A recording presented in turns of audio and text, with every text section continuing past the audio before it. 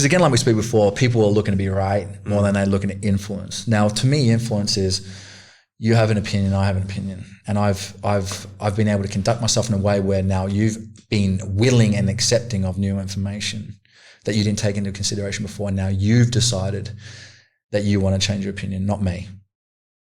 Because it's like, I want to be the one that made you wrong and you choose different. Like, it's like, do you actually care about the thing that you're trying to the good cause that you're trying to fight for? If you do, then you don't care, you care about the outcome being the fact that that person, but not from obviously a shaming position, because that then creates issues in people's lives elsewhere, layers, and it manifests in other ways that are not useful. So it takes a good cause and turns it into a bad one somewhere else, right?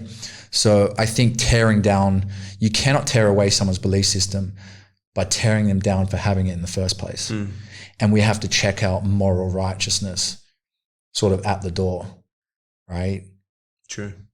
And there's a term in psychology called splitting. And one of the examples is, I think we've spoken about before, but like someone brings their partner home and their father is staunch religious of a different religion and says, no, we're absolutely not. You're out of the family. Don't want to talk to you. And it turns out like 10 years later, they find out that he was having an affair with someone of the same faith that he dismissed, right? So I think a lot of times when we see people, they're regaining this sense of good. They're trying to regain this sense of goodness in themselves through things that they've done wrong in the past or they shame themselves in the past for, and overcompensating that by then going so high up, righteous, to regaining that sense of goodness by righting their wrongs, by not correcting their wrongs, but belittling other people for yeah. And I mean, most of the time someone's going to judge based on how much they judge themselves. And if I'm a harsh self-critic to myself, then guess what? I'm definitely going to be harsh to you.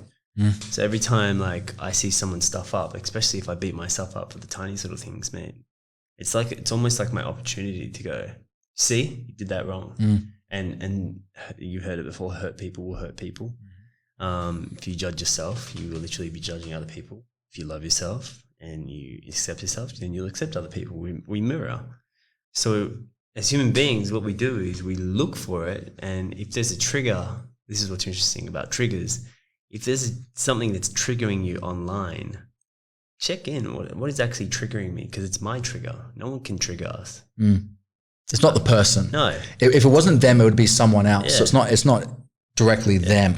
It's actually me reacting from an old wound, because that's what a reaction is. Yep. I'm reacting from an old wound and I'm getting triggered by something that you said, but it was always in me. And if it wasn't in me, then I wouldn't be triggered. Yep.